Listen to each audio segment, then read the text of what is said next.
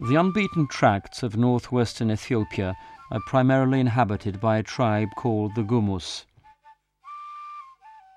In past centuries, the members of the tribe used to be slaves. Nowadays, they are living outside of society, cut off from civilization, forgotten by the world.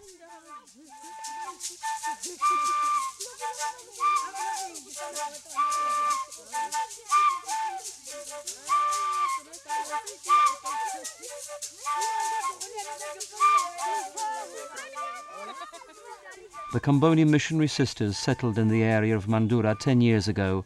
They are striving to make the everyday life of the Gumuz people easier. They have established a kindergarten, clinic and a garden, bringing all the people closer and building a common ground where they can speak about God. The first thing they asked us to do was to start a nursery school. We opened the school, consecrated it with blood, according to their custom, by sacrificing a goat and blessing the school with its blood. That is how we began. 10 years ago, we were told that in this area, no presence of missionaries at all. When we reflect as a congregation level, we saw the area is according to our charis. Our charis is to go to the places of first evangelization, and this is a place of first evangelization. Now, 4 years on, there are not very many children, indeed only a few. They find paying the small sums we ask very difficult, because the school is not important to them, and especially the nursery school is not important to the parents.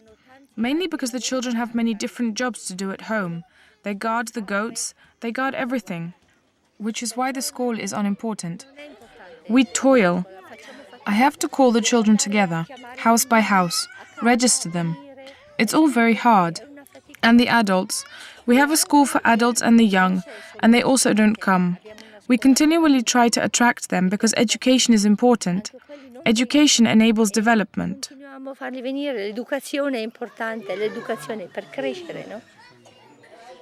Father's name, Wandime. That child's mother's name, Itagenihu. That child's name, Yakis. Yakisa's mother's name, Etene. And that girl's name, Khat. Her father's, Belita. The sisters started their activity with basic education. During the first 2 years, they visited 8 neighbouring villages teaching Amharic alphabet. In this way, they became acquainted with the local people, learning about their beliefs and customs. The Gumuz people are animists. They believe in the presence of the soul in plants, animals and elements of nature. They believe in the God of the sun, the one of the water, the river, the one of the harvest. They call mus'a. There is not really the God, but it's the power.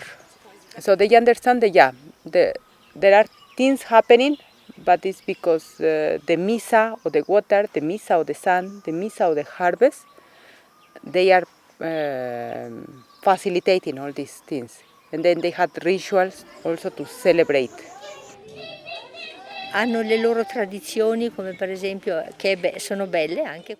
They have their traditions, like for example kebe, and these are beautiful.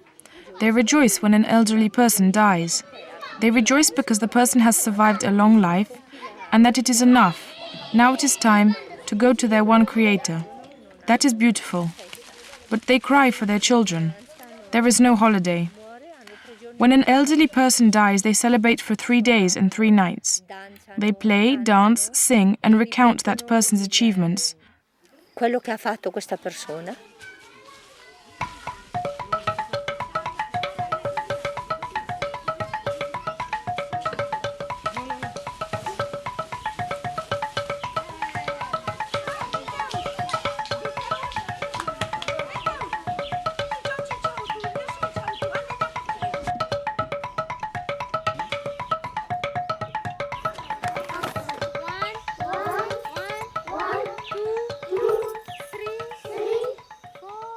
The people sometimes they told me, nobody until now taught us like you taught.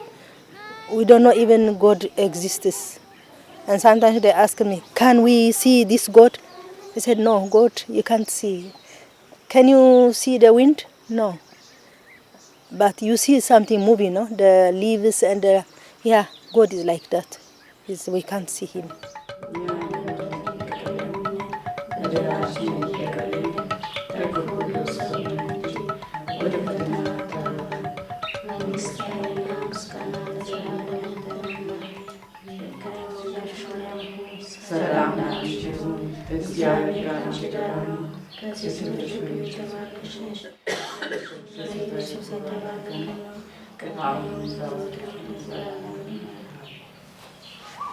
The clinic run by the sisters provides first aid medical attention to members of the Gumuz tribe and access to the most necessary medicine and qualified assistance during birth.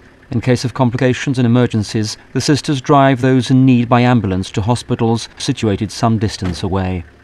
One day so there was a fighting all here around, so they brought one man with a spear. The spear came in here and came out here, no? In these cases, we just have to take to the nearest hospital. So we went there to the hospital, and there was no light. He remained there, the patient. We believe we returned back. The following day, again they came to say we couldn't operate. There was no light again. There was not a person to operate. So you take to Bahardar. That was almost midnight. Midnight we start to travel to Bahardar.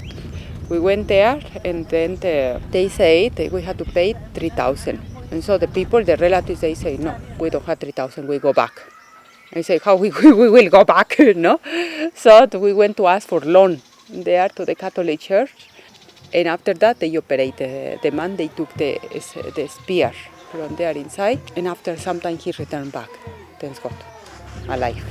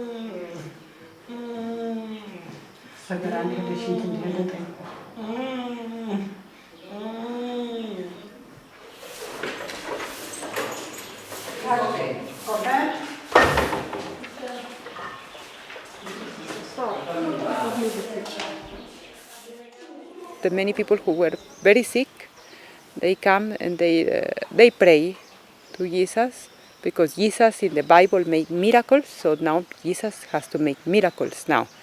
They see just like this, and he does, so he's alive, he's near.